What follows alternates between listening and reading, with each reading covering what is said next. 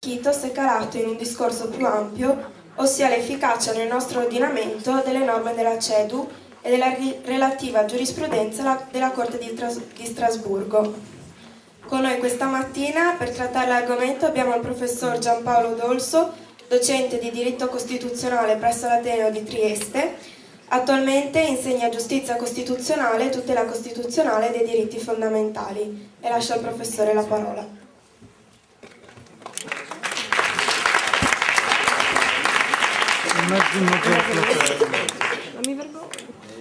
Vi ringrazio gli organizzatori di questo invito, visto che noi giuristi abbiamo sempre miliardi di carte. Chiedevo se avevano qualcosa per tenere il microfono, per riuscire a consultare. Di fatto non smentirò l'idea che i giuristi sono piuttosto noiosi, quindi rispetto a quello che avete detto tenete conto di questa premessa. Di norma no, io conosco molti giuristi, quasi tutti abbastanza noiosi, devo dire la verità, quindi cercherò di smentire vagamente questo pregiudizio, ma no, per quanto posso. Di certo voi avete volato abbastanza alto e avete detto tante cose che tutto sommato servono anche come ottima premessa per quello che andrò a dire io. Ma direi che in sostanza, visto anche il tempo abbastanza limitato, mi terrò su una parte introduttiva in cui ripeterò cose che avete già detto voi, anche se con un minimo più di sistematicità. E poi, appunto, per cercare di vincere la noia, io ho portato una ventina di sentenze da illustrarvi, ma per uscire vivo da qua cercherò di ridurre il numero di queste sentenze, quindi proprio vi farò una serie di esemplificazioni e anche diciamo interessanti, anche per certi versi sorprendenti, ecco, perché riguardano la giurisprudenza. Alla fine riflette quello che succede nella società, quindi in sostanza voi in queste sentenze vedrete tante cose di cui persone della mia età, diciamo, hanno sentito parlare molto da vicino e le hanno vissute, voi le avete sentite un po' di rimbalzo, però diciamo sono vicende comunque molto interessanti. Diciamo che tutte le cose di cui avete parlato in sostanza troveranno riscontro in quello che hanno detto i giudici su queste questioni, perché poi il diritto, non voglio sminuire questa scienza, ma è qualcosa di abbastanza pratico e serve a risolvere problemi pratici che si pongono nella società e poi qualcuno, un giudice in genere, è chiamato a risolverli. Ecco. È tanto pratico che in effetti, come sapete, i romani erano maestri del diritto, ma perché i romani erano un popolo essenzialmente pratico, fortissimo nell'architettura e nel diritto, che sono due cose comunque pratiche che servono a fare qualcosa. Quindi anche i giuristi non sono del tutto inutili, certe volte possono essere dannosi, però di norma sono necessari per occuparsi di queste questioni. Si diceva principio di eguaglianza, l'articolo 3 l'avete già enunciato, solo alcuni flash, diciamo così. Il principio di eguaglianza non c'è solo nella Costituzione, voi l'avete anche già accennato, ma ormai siamo una Costituzione a più livelli. Ieri il professor Tesauro, che è stato anche presidente della Corte Costituzionale, ha introdotto una bella immagine, nel senso che diceva che ci sono diversi cerchi di legalità. Voi avete parlato di diverse leggi, no? Poi c'è un cerchio che è la legalità costituzionale, che sta sopra le leggi e che ha un giudice, adesso vedremo, che è la Corte Costituzionale, e poi c'è un cerchio che io direi sovranazionale. Il professor Tesauro si era limitato al cerchio dell'Unione Europea, però attenzione, accanto all'Unione Europea, senza complicare ulteriormente le cose, va detto che in Europa c'è l'ordinamento che fa capo alla Convenzione Europea dei Diritti dell'Uomo, di cui voi avete parlato. Mi ha fatto piacere vedere che avete tenuto distinti questi due ambiti sovranazionali che di norma nel campo giornalistico vengono giornalmente confusi.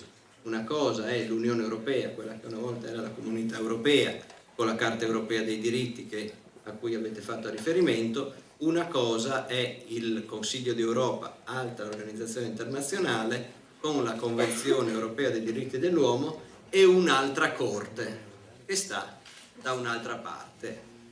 E per venire al nostro ordinamento vi siete mossi sulla base dell'articolo 3. Forse giova ricordare che in effetti prima tutti i giuristi partono da una norma e gli danno un significato.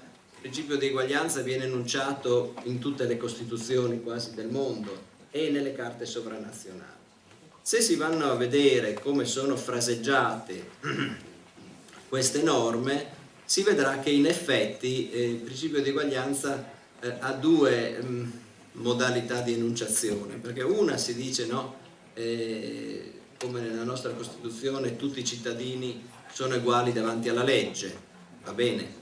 E dall'altra parte c'è invece, e quindi si richiama a un significato oggettivo del principio, e dall'altra parte si dice c'è un divieto di discriminazione sulla base di una serie di elementi che vengono poi dalle varie carte enunciati e sono diversi, anche se in sostanza sono sempre quelli che avete indicato voi. Quelli che enuncia la Carta dei diritti dell'Unione Europea sono diversi dalla Costituzione, quelli che enuncia la Costituzione sono diversi dalla Convenzione Europea dei diritti dell'uomo. Però in sostanza voi vedete qui c'è il profilo soggettivo. Una cosa è dire tutti sono uguali davanti alla legge, va bene? E vedremo come viene interpretato. Poi il diritto è tutta questione di interpretazione, perché uno può dire siamo uguali davanti alla legge, e allora cosa vuol dire questo? Cosa implica questo? Mi piacerebbe farvi delle domande, però so che a voi non piace e allungheremmo i tempi, però se qualcuno vuole intervenire lo faccia pure senza problemi. E allora questa regola va interpretata. È un principio di eguaglianza, come detto, in senso oggettivo, ha un suo destinatario e ha una sua ed è soggetto a una certa interpretazione. Il divieto di discriminazione è qualcosa che invece riguarda il soggetto. Divieto di discriminazione in base alla razza, alla religione, alle opinioni politiche. Quindi qui si avvicina più a qualcosa di soggettivo. Io ho diritto a non essere discriminato. Quindi il soggetto la vede come una tutela a suo favore. In ogni caso, badate bene, come tutte le norme della Costituzione si pone il problema dell'attuazione. Cioè, chi attua le norme della Costituzione? La Costituzione enuncia per lo più principi, per lo più, non solo principi, per lo più principi. Chi deve occuparsi di dare attuazione a questi principi? Voi avete sfiorato questo tema, tanto è vero che non a caso parlate della disabilità, accennate a una legge particolare, mi pare del 94, che questo problema riguarda, accennate alle discriminazioni razziali, richiamate il testo unico sugli stranieri. Ecco, allora già avete capito e già avete lasciato intendere che l'attuazione, il primo organo dello Stato che è chiamato a dare attuazione a questo principio è il legislatore, naturalmente.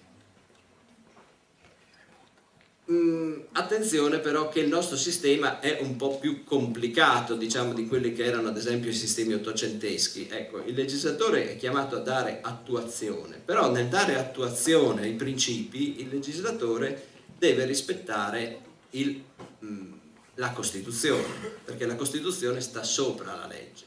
Quindi il problema nasce da qui, perché la legge che dà attuazione o non dà attuazione, perché certe volte il legislatore può incorrere in un vizio di incostituzionalità, può fare qualcosa di, tra virgolette, sbagliato, anche non facendo, non provvedendo. Quindi il legislatore può compiere, dei peccati anche di omissione, se mi si passa il termine. E quindi è vero che l'attuazione spetta al legislatore primariamente per quanto riguarda il principio di eguaglianza, però è anche vero che poi ogni problema che nascerà da questa legislazione potrà essere portato all'attenzione del giudice che si occupa della conformità alle leggi, la conformità delle leggi a Costituzione. Questo giudice è la Corte Costituzionale, forse l'avete anche accennata. Quindi il problema è bisogna per ogni norma costituzionale, badate bene, non solo per il principio di uguaglianza, vedere chi concretamente si occupa dell'applicazione, dell'attuazione di questo principio. Quindi nel nostro caso vediamo che gli attori fondamentali sono il legislatore e la Corte Costituzionale come controllore. Se poi vogliamo anche dire qualcosa di più, si può dire che il principio di uguaglianza, nessun settore del diritto è indifferente al principio di uguaglianza. Anche l'amministrazione deve, l'avete accennato anche voi, ottemperare al principio di uguaglianza, che forse nel settore dell'amministrazione la Costituzione chiama imparzialità, però l'imparzialità è parente stretto dell'eguaglianza. Anche il giudice deve rispettare in qualche modo il principio di uguaglianza, se non altro cercando di decidere in maniera coerente, no? I casi che è chiamato a risolvere. Si dice certe volte che il rispetto del precedente, la coerenza della giurisprudenza realizza il principio di uguaglianza. Il principio di uguaglianza poi può avere un valore anche nei rapporti interprivati, badate bene, anche se nei rapporti tra privati è difficile fare valere il principio di uguaglianza davanti al giudice, ma certe volte è successo e voi stessi avete individuato un'area molto interessante che è l'area del diritto del lavoro.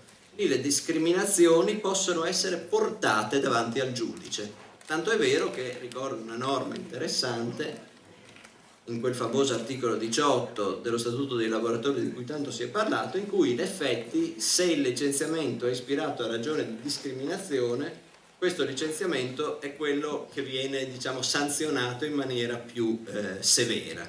Quindi, diciamo, qualcosa filtra. Anche a livello di attività negoziale tra i privati qualcosa può filtrare, nel senso che certe clausole in certi casi sono state dal giudice ritenute contrarie al principio di uguaglianza. Quindi ecco, classica, no, offerta di locazione, affitto all'appartamento, no extracomunitari, ecco, per dire. Questa è una clausola che potrebbe essere dubbia, ma diciamo una clausola abbastanza clamorosa. Di norma nei rapporti tra interprivati il principio di uguaglianza è difficile che venga fatto valere, se non, vi ripeto, nell'ambito del diritto del lavoro e soprattutto nel versante soggettivo. Abbiamo detto, no? Principio di uguaglianza, tutti siamo uguali davanti alla legge da una parte e divieto di discriminazione. Ecco, sul versante divieto di discriminazione lì è possibile ricorrere davanti a un giudice. Attenzione poi, se vogliamo, il principio di uguaglianza, voi avete parlato molto di bei concetti, di pari dignità sociale, di dignità della persona legati al principio di uguaglianza, diciamo anche nei rapporti spiccioli tra privati il principio di uguaglianza rispetto alla dignità può essere fatto valere. Voi giustamente avete richiamato una bella frase di Kennedy che dice: non chiediamoci sempre quello che lo Stato può fare per noi, ma quello che noi possiamo fare per lo Stato. Se noi riportiamo questa frase che è sempre molto attuale nell'ambito dell'applicazione del principio di uguaglianza, voi so che avete molte dimestichezza con i social network, con quelle cose che io conosco poco, ma dico, quando spedite quei WhatsApp o come si chiamano, ogni tanto pensate, ma questo contenuto di questo che scrivo rispetta la dignità sociale? Crea qualche problema alla dignità di quelle persone che magari sono coinvolte in questi giro di messaggi che vi piacciono tanto? Ecco, quindi, come per dire, non è che l'eguaglianza stia là, se ne occupa il legislatore, se ne occupa la Corte Costituzionale. Noi qui in questa noiosa presentazione mi occuperò di quello che si dice nei rami alti dell'ordinamento, perché questo è il mio mestiere, però diciamo che questi valori, no? Questi principi che sono iscritti nella nostra Costituzione, diciamo, sull'onda anche di quello che a suo tempo diceva Kennedy, li possiamo vivificare, ecco, e possiamo anche renderli attuali nel nostro vivere quotidiano. Allora si diceva, il principio di eguaglianza in sostanza, badate bene, nel nostro ordinamento è stato declinato, utilizzato più nella parte oggettiva. Il principio di eguaglianza come principio generale. E allora si è detto, questo è un principio che non vuol dire, la Corte l'ha detto, che bisogna trattare tutti e sempre nello stesso modo. questo è impossibile. Perché è impossibile? Perché negherebbe l'ordinamento. L'ordinamento è nato per distinguere situazione da situazione, per introdurre distinzioni, però laddove le situazioni meritassero un trattamento diversificato. Allora, fatto tutto questo ragionamento, si dice il principio di eguaglianza non vuol dire trattare tutti sempre allo stesso modo, vi ripeto, così si negherebbe l'ordinamento, ma viene declinato in una regola nel nostro ordinamento, in Germania, in Francia, negli Stati Uniti: trattare in modo uguale situazioni uguali, trattare in modo diverso situazioni diverse. E questo è stato, diciamo così, il cammino che ha intrapreso la nostra Corte Costituzionale, perché traendo questa regola dal principio, diciamo, ha reso il principio utilizzabile da un giudice, perché utilizzare un principio tutti i cittadini sono uguali davanti alla legge era problematico. Questo principio, diciamo, è stato tradotto in una regola che è una regola di giudizio, che poi la Corte ha diciamo così reso anche sofisticata, come vedremo.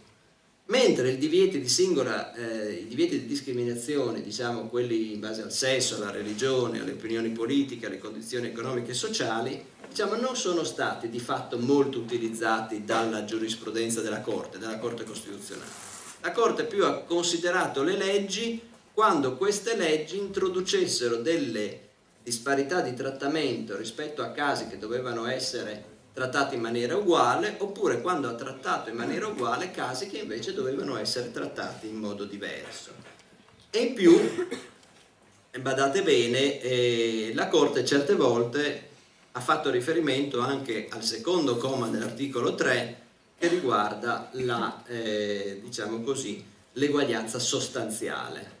Quindi è un precetto poco utilizzato dalla Corte Costituzionale, ma è il precetto secondo cui l'ordinamento dovrebbe farsi carico di rimuovere una serie di impedimenti alla partecipazione di tutte le persone alla, diciamo così, alla vita pubblica, alla vita collettiva. Quindi, diciamo, un obbligo positivo in capo allo Stato. Però rispetto all'eguaglianza formale, quella sostanziale è stata molto meno usata dalla Corte. Quindi, in sostanza, vedete, partendo da un principio generale, in sostanza da questo principio la Corte ha tratto una regola e sulla base di questa regola ha, diciamo così, detto una serie di cose, ha interpretato questo principio e sulla base dell'interpretazione di questo principio ha detto se certe leggi erano conformi o no al principio stesso. Badate bene, altri percorsi hanno seguito le giurisdizioni sovranazionali, di cui non abbiamo tempo su cui non possiamo fermarci, ma in effetti sia la Corte di Lussemburgo, ieri ce l'ha detto il professor Tesauro, che pure è stato anche alla Corte di Lussemburgo, diciamo, a partire da certe singole norme dei trattati ha ricavato un principio generale di eguaglianza, ma anche, badate bene, la Corte di Strasburgo, a fronte di una norma che vieta tassativamente certe discriminazioni, la Corte di Strasburgo ha tratto una regola, anche quella generale, che, diciamo, riguarda, che consiste nell'enunciazione di un principio di eguaglianza generale. Quindi vedete che le traiettorie giurisprudenziali non sono molto diverse. Ora, piuttosto che, ecco, mi è venuta l'idea che piuttosto di dirvi in teoria, ecco, come la Corte ha reso sempre più sofisticato questo giudizio, mi è venuto in mente di parlarvi di alcuni casi, a partire da casi degli anni 60, di alcuni casi storici in cui la Corte è stata chiamata a pronunciarsi su alcune leggi, e lì vedrete come la Corte ha utilizzato sempre nuovi e diversi strumenti di giudizio. E lì capirete anche come in diritto certe volte non esiste una risposta univoca, ma la risposta dipende anche dalla argomentazione. E partiamo proprio da una coppia di sentenze che dimostra come, partendo dallo stesso testo della Costituzione e giudicando sulla stessa legge, si possa arrivare tranquillamente a decisioni diametralmente opposte. caso è un caso storico e che riguarda la repressione penale dell'adulterio. Voi sapete cos'è, immagino, l'adulterio. Adesso non se ne parla molto perché non è oggetto sicuramente di sanzione penale, semmai può venire in evidenza in casi di separazione, quindi in sede civile, semmai sotto qualche versante. Negli anni 60 vi era una norma del codice penale che puniva l'adulterio, però puniva l'adulterio femminile. Quindi se la moglie commetteva adulterio veniva penalmente sanzionata, lo stesso non accadeva per l'uomo. Diversi giudici proposero questione alla Corte perché sembrava una norma che platealmente violasse il principio di eguaglianza, tanto più, badate bene, che nel principio di eguaglianza divieto di discriminazione per sesso è, diciamo così, scritto nero su bianco in Costituzione.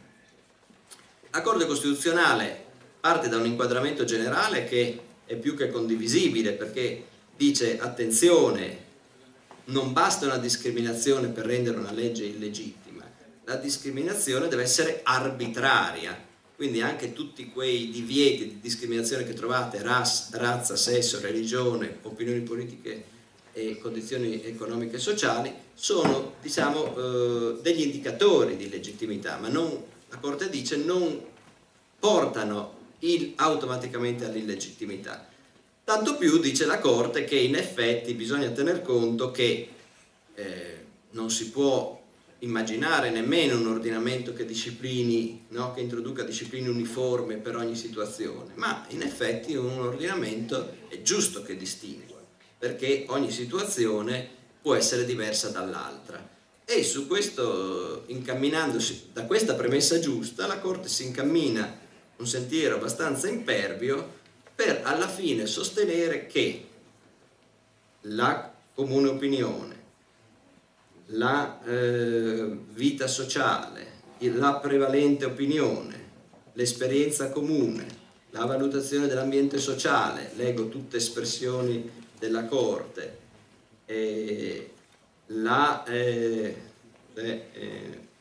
il dato fornito dall'esperienza comune, ecco, tutti questi elementi cospirano a cosa? Cospirano a dire che nella società del 1961 in Italia l'adulterio femminile era percepito come qualcosa di diverso dall'adulterio maschile, di modo che le situazioni sono diverse. Se sono diverse perché l'opinione sociale diffusa a livello sociale prevede che siano diverse, allora a quel punto è giustificato un trattamento diverso. E quindi vedete che anche la presenza di una distinzione in base al sesso, tutto sommato, è un argine debole, cioè è una presunzione debole di legittimità costituzionale. E quindi la Corte, in sostanza, con una discussa decisione, porta a dire no, qui lamentate un trattamento diverso per situazioni che sono uguali, ma in realtà le situazioni sono diverse. Però, guardate bene, sono talmente diverse che poi da qui a pochi anni, vedete come il principio certe volte può essere utilizzato in maniera molto diversa, di qui a pochi anni, nel 1968, la Corte torna su questa e viene di nuovo investita da questa questione, e la Corte in sostanza dice, beh sì, la realtà sociale è cambiata, quindi queste situazioni che in realtà erano diverse, in realtà non sono più diverse, ma sono percepite come uguali, quindi l'adulterio della donna e dell'uomo viene percepito nello stesso modo. E a questo punto si dice mantenere la sanzione penale per l'adulterio femminile inficia la dignità della donna e ne, diciamo, ratifica l'inferiorità, di modo che l'impunità, diciamo, dell'adulterio femminile degraderebbe a privilegio, perciò stesso vietato dalla Costituzione. Quindi la Corte dice in questo caso l'evoluzione, diciamo, la Corte ha cambiato idea perché gli anni non sono passati molti anni dal 61 al 68, però di fatto vedete che la Corte in questo caso dice cambiata la percezione sociale di questo fatto, e allora queste situazioni che io avevo pensato fossero diverse solo pochi anni fa, adesso sono percepite come uguali e quindi viene cancellata la sanzione penale. Però vedete, questo, diciamo, immutato la cornice legislativa e costituzionale, questo viene, diciamo, giustificato solo sulla base dell'evoluzione della coscienza sociale. Come però abbiamo detto, trattamento è vietato il trattamento diverso di situazioni uguali, però attenzione, non sempre un trattamento uniforme per situazioni diverse è giustificato. In questo senso una bella sentenza, tra l'altro il relatore Livio Paladin, di pochi anni dopo, siamo negli anni 70, che riguardava una disciplina molto particolare del codice penale militare di pace, ed era una disposizione che introduceva una norma molto severa e che riguardava l'omicidio, il tentato omicidio del superiore commesso dall'inferiore gerarchico. Anche qui si parte da un caso della vita. C'era un soldato che aveva cercato di investire il suo superiore, sicuramente non commendevole come azione, però il Tribunale Militare di Padova vede, qui c'è il legislatore ha introdotto la stessa pena per il reato tentato di omicidio e per il reato di omicidio. Allora la Corte, con la penna di Livio Paladin, ha una bella motivazione in cui dice: ma attenzione, qui il legislatore ha trattato in maniera uguale situazioni diversissime. Voi capite che tentato omicidio è una cosa che non può stare insieme all'omicidio. Perché cosa sottende questa idea? Sottende che in realtà quello che al legislatore premeva era tutelare il grado militare, tutelare il rispetto per la divisa. Di fatto la tutela della vita importava poco, dice: ma che tu uccida o non uccida il superiore, l'importante è tutelare la sua posizione gerarchica. Questo era sotteso all'idea del legislatore, e questo alla Corte non poteva stare bene. E allora la Corte ha detto: qui c'è uno stravolgimento dei valori costituzionali, non possiamo mettere la disciplina militare, la sua tutela, sullo stesso piano del diritto alla vita, che è precondizione di tutti i diritti, lo dice bene qui la Corte. E allora cosa si dice? Si dice che si sono trattate in maniera uguale, vedete, situazioni diverse. Eppure qui scatta l'illegittimità, perché la Corte dice: non si può mettere insieme cose così diverse e trattarle in maniera uguale, perché questo pure viola il principio di eguaglianza. Quindi anche un trattamento uniforme può essere, vedete qui l'esempio, contrario al principio di eguaglianza. Ancora un esempio simpatico, storico, ma che diciamo così anche affonda le radici nel passato. C'era una norma che prevedeva la trasformazione di una pena pecuniaria che non poteva essere, diciamo così, non era stata adempiuta dal condannato, la trasformava in pena detentiva. Era un istituto, ricorda la Corte con una notazione storica, retaggio ancora della prigione per debiti, eliminato dall'ordinamento molti anni prima. Però sopravviveva questa disposizione abbastanza particolare, secondo cui se avevi avuto una multa, sapete che certe reati, per lo più contravvenzioni, hanno una sanzione della multa o dell'ammenda. Bene, qui si diceva: se tu non sei in grado di pagare, allora trasformiamo, mi pare che era addirittura 5.000 lire, venivano un giorno di prigione in effetti. E comunque c'era un criterio per trasformare la multa inevasa con una sanzione di tipo detentivo, quindi non riesci a pagare, in sostanza ti metto dentro. Cosa ha detto la Corte? Ha detto: attenzione, intanto qui il trend è completamente, diciamo, contrario a questo, sia a livello interno ma sia a livello di progetti legislativi in corso, sia a livello di diritto comparato. È una cosa che non si può più fare, che non si fa più, diciamo, siamo alla fine degli anni 70. Ma soprattutto, e qui si va nel sostanziale, la Corte dice attenzione, perché qui applica la solita regola, però arricchita dal divieto di discriminazione che qui viene fuori. Qui dice la Corte, si tratta in sostanza in maniera diversa situazioni uguali, perché tu hai commesso questo reato, punito con una multa, va bene. Lui ha commesso questo reato, punito con una multa, bene. Tu non hai la possibilità di pagare per una serie di motivi, che possono essere anche una impossibilità incolpevole, badate bene. Lui invece ha buone sostanze di famiglia e può pagare la multa.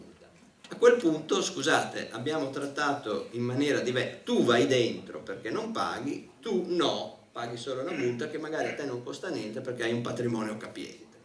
Quindi vedete bene che l'esito è: abbiamo trattato in maniera assai diversa situazioni che sono uguali, perché l'ordinamento vuole sanzionare un comportamento per un fattispecie di reato, però in un caso ti metto dentro e nell'altro no.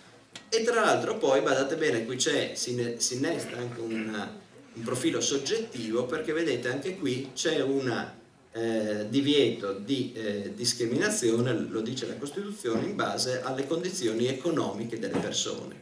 E qui è chiaro che il fatto di andare dentro o no, che diciamo è una differenza significativa, direi, dipende solo dalle condizioni economiche. E ancora, qui l'ultimo elemento anche interessante di questa pronuncia è che la Corte fa proprio riferimento a un anacronismo legislativo. Cosa vuol dire? È una norma che forse aveva un senso in illo tempore quando fu adottata, ma che adesso, oggi, non ha più senso. E succede spesso.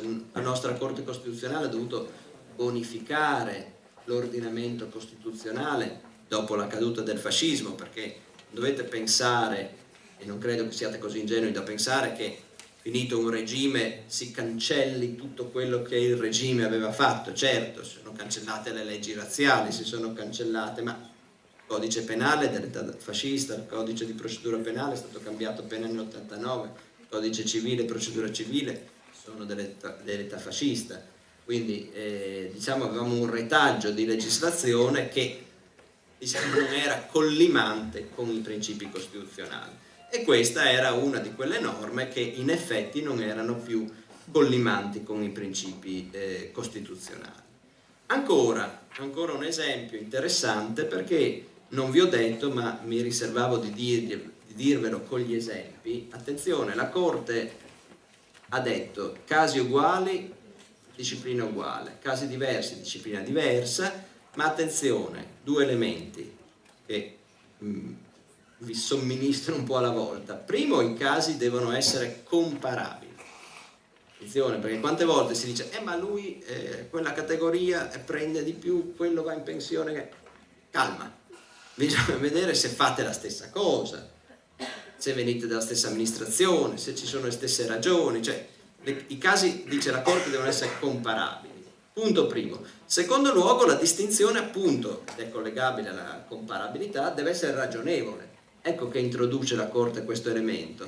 Sì, io posso distinguere questi due casi, però sono tanto simili da postulare una ragionevole disciplina unitaria, oppure quelle diversità che hanno ragionevolmente, notate il tema, ragionevolmente giustificano una disciplina diversa. Quindi vedete come si innestano elementi, no, di un giudizio di ragionevolezza, che vedremo che poi si affrancherà anche dal giudizio di eguaglianza. Un esempio in cui la valutazione di ragionevolezza prevale ed è interessante su quella di eguaglianza è un caso che diciamo quanto mai attuale, pur essendo dell'88. Perché? Perché è un caso che parla di famiglie di fatto, 88, cui la Corte in qualche modo dà un riconoscimento. Voi sapete, poche settimane fa è stata approvata una legge con 1000 discussioni eccetera sulla tutela delle famiglie di fatto, giusto? Che siano famiglie anche omosessuali, quindi è una disciplina comprensiva. Qui la Corte fine degli anni '80 è stata chiamata a occuparsi di una questione specifica, perché badate bene, qui si parte sempre da casi della vita. Qui cos'era successo? Locazione, bene, il titolare, locazione vuol dire affitto di un appartamento, c'è una famiglia dentro, bene, oppure c'è una persona con una signora che però non è legata da vincolo matrimoniale, ma che convive con questa persona che è titolare del contratto di affitto. Disgraziatamente il titolare muore e la signora viene sfrattata. Allora, la signora dice: ma come? Se fossi sposata io avrei diritto a succedere nel contratto, ma la legge prevede che si possano succedere i coniugi, gli eredi, i parenti, gli affini, cioè quindi tutte persone legate da vincolo di parentela. La Corte, in una decisione tra l'altro molto anche stringata, dice: ma attenzione, ma qual è la ratio della legge? In sostanza la ratio della legge richiama anche concetti di cui avete ben parlato voi. Deve farsi interprete, la volontà legislativa deve farsi interprete del dovere di solidarietà che ha per contenuto l'impedire che taluno rimanga senza abitazione. Questa è la ratio. Dice: se tu abiti con qualcuno, anche se formalmente il contratto l'hai fatto tu, non è che tu muori e gli altri vengono sfrattati immediatamente, il contratto continua con quelli che convivevano.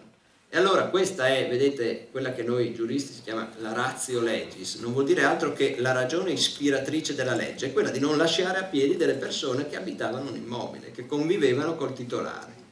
Allora a questo punto si dice, attenzione alla finezza, alla sofisticazione, si dice: beh, qui non è tanto violato il principio di eguaglianza, perché in effetti la situazione di coniuge rispetto alla situazione di convivente di fatto non è uguale, no? Dice prudentemente la Corte, però escludere il convivente non sposato è irragionevole rispetto alla ragione della legge.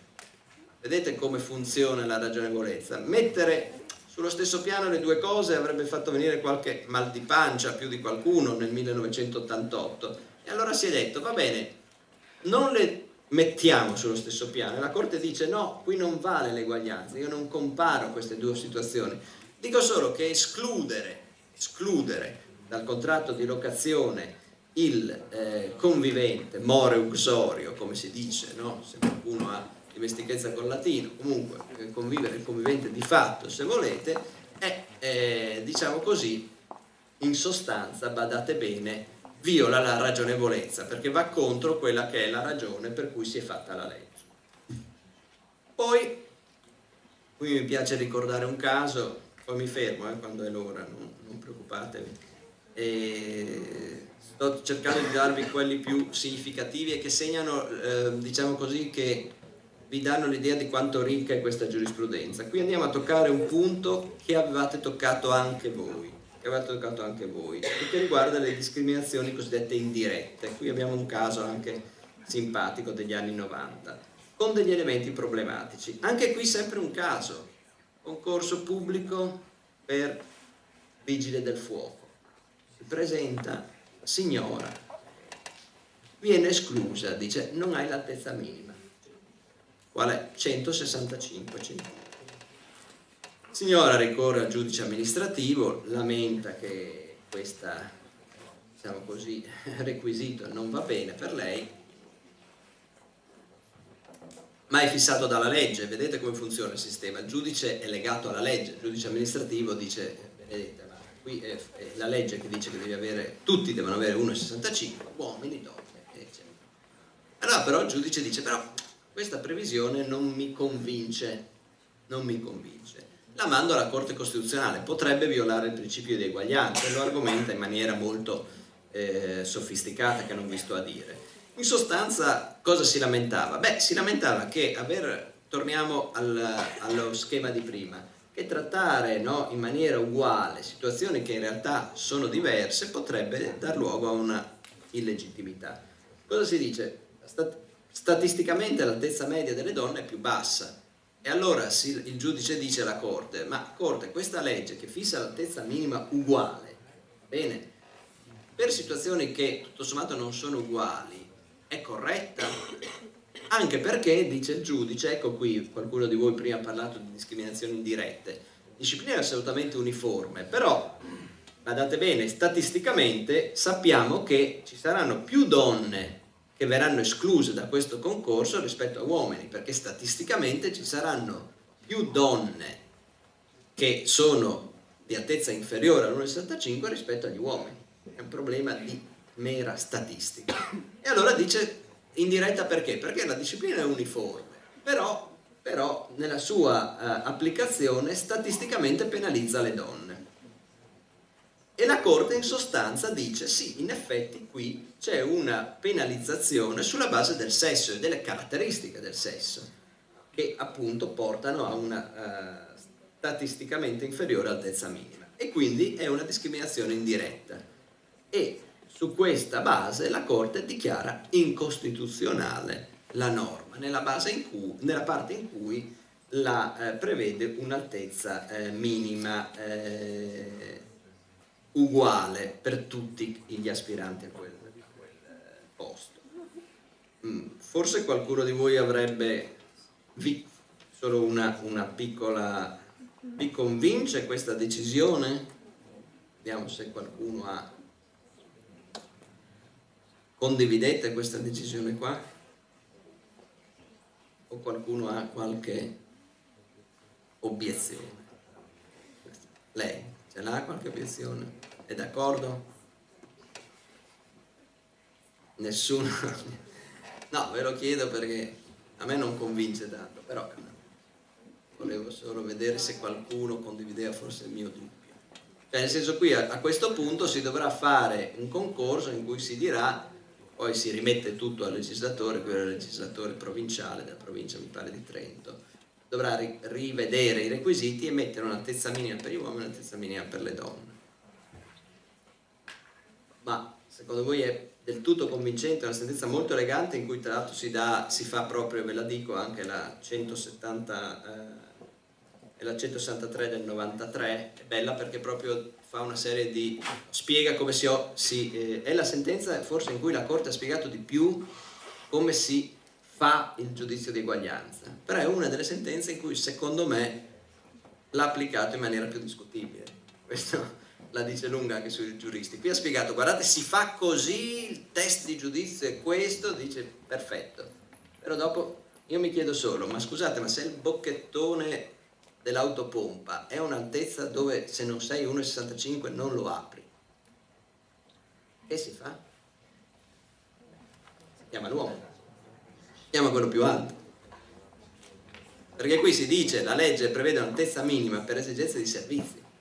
Non tutti devono aprire il bocchettone, direte voi, ok? Però se io ho esigenze di servizio, il corazziere, vedete quelli che stanno davanti al Presidente della Repubblica, per motivi magari di immagine o hanno un'altezza minima. In genere sono uomini, appunto, ma se tu richiedi un'altezza minima, il pilota di un aereo potrebbe dover avere un'altezza minima per i comandi, per quello che volete voi, per i portelloni.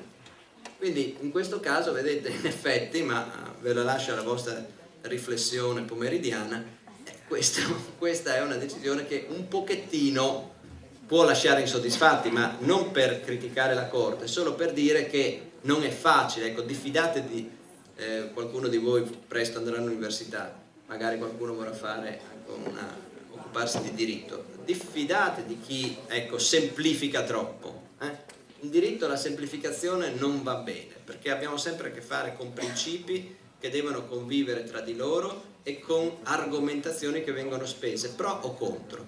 In un processo, chi fa l'avvocato lo sa, ci sono una serie di argomentazioni pro e una serie contro. Se le leggete una dopo l'altra potreste dire, beh sì, qui sono argomentazioni convincenti, ma anche qui sono argomentazioni convincenti, eppure si deve arrivare a una decisione. Questa, diciamo così, è una decisione che è un po' problematica, però diciamo è un buon esempio di come la Corte ha utilizzato la regola secondo cui anche il trattamento uguale può dar luogo a una discriminazione, anche se in questo caso è discutibile. Ancora un paio di esempi, abbiamo ancora un poco di tempo. Ancora, interessante è anche un caso che riguarda la libertà di chiama in causa la distinzione sulla base della religione. Questo è un tema abbastanza caldo. Nel caso degli anni 2000 era venuta l'attenzione della Corte, ne sono venute tante, sapete, c'erano, vi ho detto, il codice penale e il codice penale dell'epoca fascista, c'era una serie di reati a presidio della religione, e non solo, a presidio però non della religione, a presidio della religione di Stato. La religione di Stato era considerata la religione cattolica. Bene, c'era una norma che puniva chiunque pubblicamente vilipende la religione di Stato, che la giurisprudenza leggeva come la religione cattolica.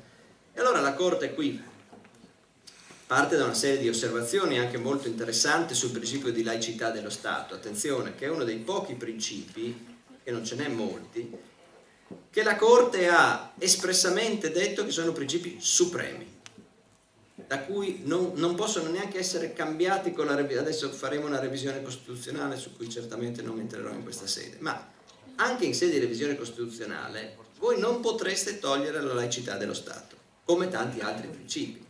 Sono dei principi che, secondo la nostra Corte, non possono essere toccati. E il principio di laicità consiste nell'equidistanza, nell'imparzialità dello Stato rispetto alle confessioni religiose, ok? E quindi naturalmente c'è la tutela della libertà di coscienza, di praticare ogni religione, ma c'è anche il dovere dello Stato di essere equidistante e imparziale rispetto alle religioni. È chiaro che una norma che dice chi vilipende la religione di Stato è punito da A viola patentemente questo principio, di modo che questa norma viene dichiarata incostituzionale.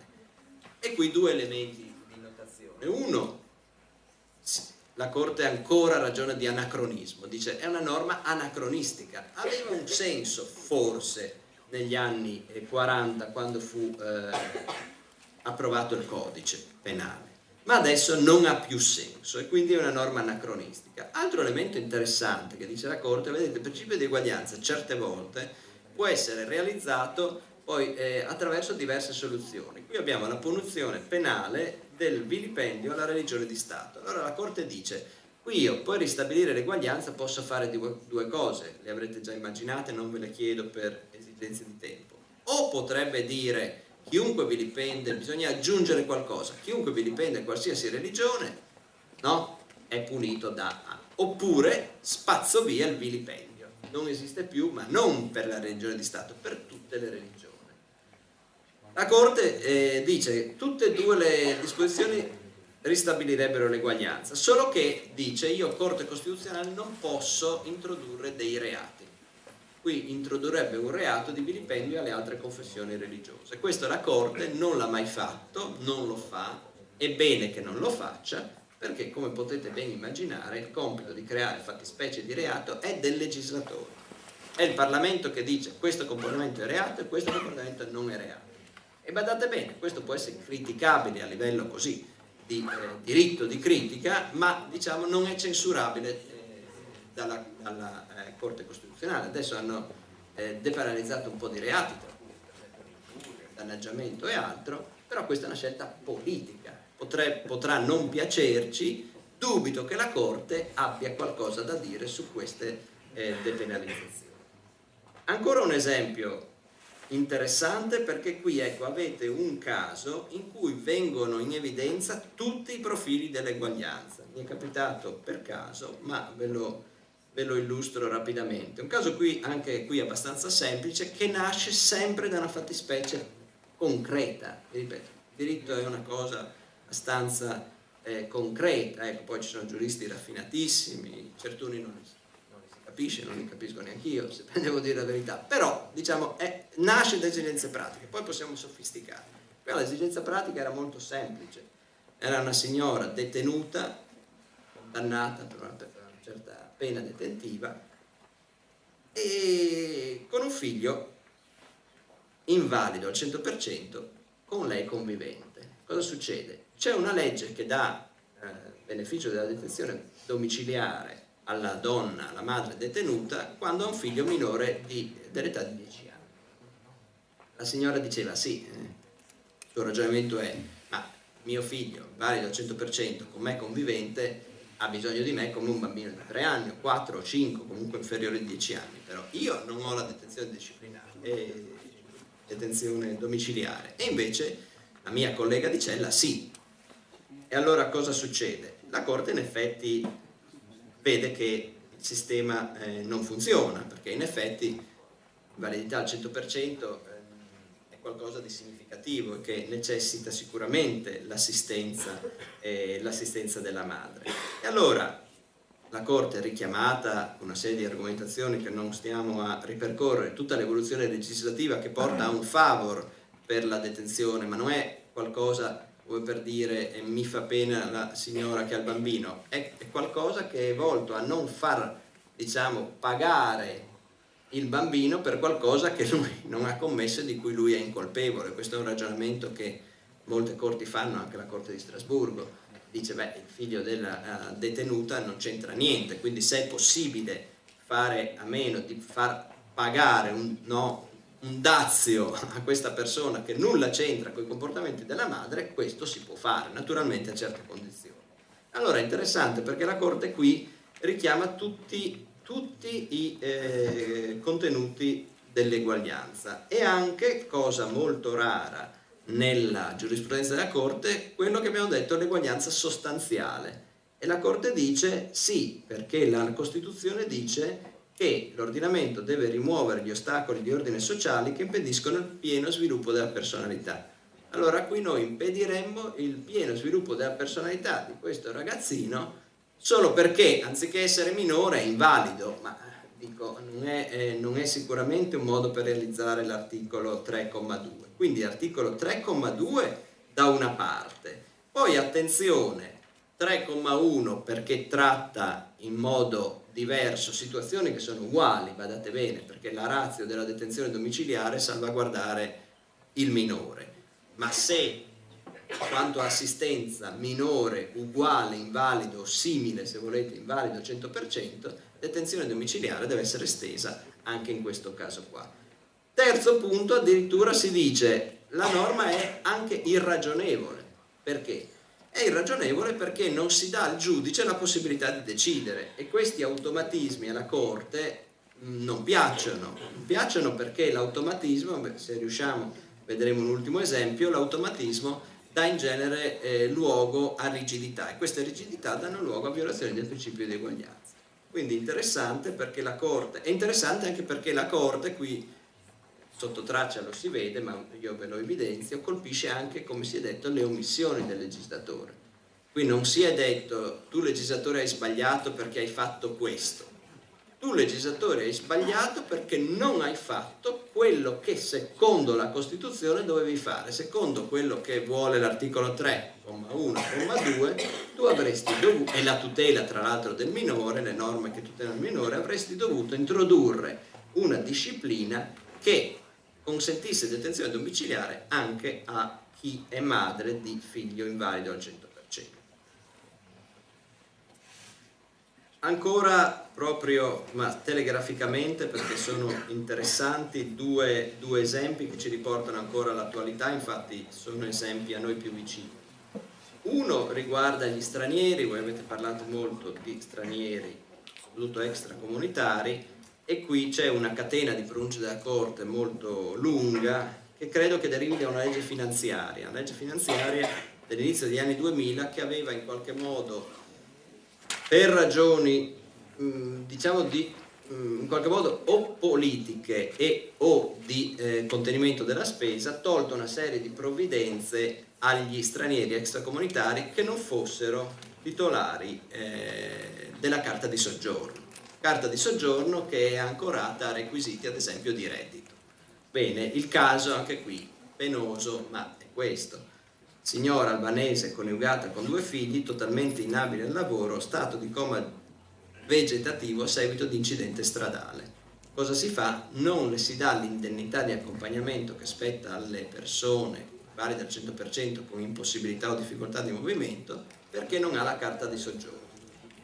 Carta di soggiorno che implicherebbe produzione di reddito che non la vedo molto compatibile con lo stato vegetativo, e quindi però la legge diceva così.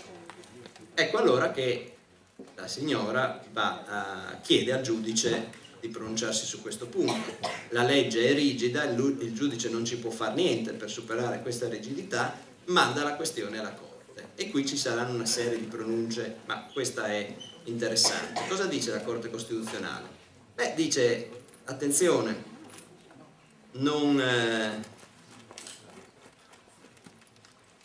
richiamando anche altra giurisprudenza, dice in sostanza, vi dico le parole proprio della Corte che serviranno da viatico anche per altre decisioni, dice ci sono una serie di provvidenze destinate al sostentamento della persona e alla salvaguardia delle condizioni di vita accettabili per il contesto familiare in cui il disabile si trova, e in queste situazioni qualsiasi discrimine, badate bene, tra cittadini e stranieri legalmente soggiornanti, perché è una cittadina legalmente soggiornante, nel territorio dello Stato, fondato su requisiti diversi da quelli previsti per la generalità dei soggetti, chiaramente, non è che siano requisiti diversi, finisce per risultare in contrasto col principio di non discriminazione, di cui all'articolo 3, di cui all'articolo 14 della Convenzione Europea dei Diritti dell'Uomo. Quindi in sostanza si dice, attenzione, ci sono certi diritti, fermo restando il requisito della regolarità del soggiorno sul territorio nazionale, ci sono certi diritti che non spettano, e che se ne dica e che se ne pensi, perché tu appartieni a una comunità politica. Lo diceva anche il giudice Tesauro ieri, ma spettano perché in quanto sei un essere umano, tra l'altro regolarmente soggiornante. Quindi mettere requisiti ulteriori è costituzionalmente legittimo, perché va contro quella dignità che spetta alla persona in quanto persona, e quindi in questi casi qua è assolutamente incompatibile con la Costituzione, è assolutamente irragionevole, dice la Corte, ancorare queste provvidenze legate alla necessità di sopperire a situazioni in genere molto gravi, è assolutamente irragionevoli ancorarle a condizioni ad esempio di reddito, come è la carta di soggiorno. Tanto più, aggiunge la Corte in questa sentenza del 2008, è molto interessante, che si dice che addirittura il divieto di discriminazione sotto questo profilo, che dipende dall'appartenenza a una comunità politica, il divieto di discriminazione tra stranieri e cittadini, è un divieto di discriminazione che addirittura è espressione di consuetudini internazionali. E, come forse qualcuno sa, ma l'articolo 10 della nostra Costituzione dice che il nostro ordinamento si conforma alle consuetudini internazionali. Quindi una normativa di questo tipo, e ce ne state diverse, diciamo questa è una sentenza del 2006, io ho un'ultima sentenza, mi pare, o tra le ultime del 2015, la 230 del 2015, in cui diciamo nel giro di una decina d'anni la Corte è intervenuta, perché la Corte non è un legislatore, interviene tassello dopo tassello. Ecco, qua era l'indennità di accompagnamento e poi si è intervenuta su una serie di altre provvidenze. Però quello che è interessante notare è che la Corte Costituzionale in questo caso dice, al di là di quello che è la situazione anche economica del Paese, a queste situazioni qua va posto rimedio, perché queste situazioni qua dietro hanno la tutela della dignità della persona e quindi non sono, diciamo così, dei compiti ineludibili nello Stato, né si può dire, vi ripeto, che ci sia diciamo così, un trattamento non dovuto a cittadini solo perché stranieri, perché distinguere cittadino da straniero, ce lo insegna la Corte di Giustizia, in riferimento alla fruizione di certi diritti, è non solo incostituzionale ma contrario alla Convenzione internazionale. Ultimissimi, ma proprio 3 secondi, per dire come certe volte, qui vedete sullo sfondo di questa sentenza c'è l'emergenza economica che preme e che certe volte porta il legislatore a adottare dei provvedimenti che in effetti lasciano un po' a desiderare e poi sono oggetto di una serie di pronunce magari seriali da parte della Corte Costituzionale. Se questo è vero per l'emergenza economica che tanti di questi provvedimenti ha originato, lo stesso si può dire per esempio per l'emergenza criminalità, spesso sentita, sicurezza e quant'altro.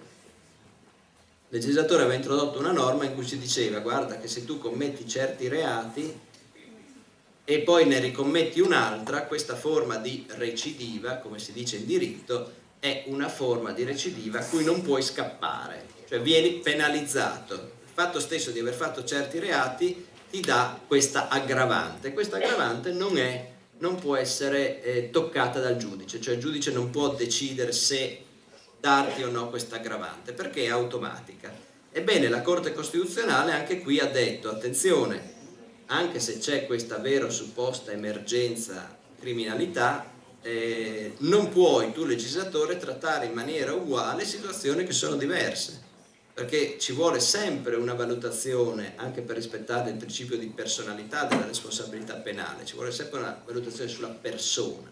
Non posso dire: tu hai fatto questo reato e quindi se ne commetti un altro verrai penalizzato inevitabilmente. E anche quindi il ricorrere di un'emergenza non consente al legislatore di introdurre una norma che comunque è irragionevole. Quindi a questo punto vedete che anche in questo caso qua fattori esogeni, no? L'emergenza economica, l'emergenza criminalità, non possono comunque portare il legislatore a debordare quelle che sono le linee guida del nostro ordinamento. Okay?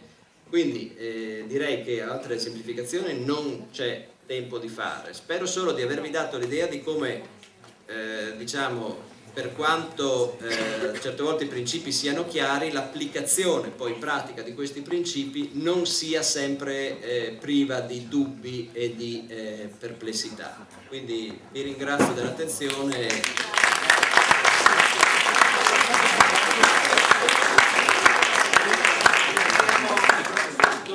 Per la chiarezza e la completezza espositiva. Ringraziamo gli insegnanti del Deganutti e del Manzini e voi tutti ragazzi.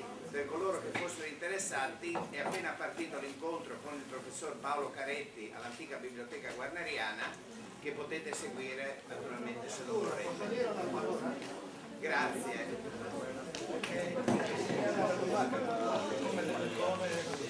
Mi dispiace per voi,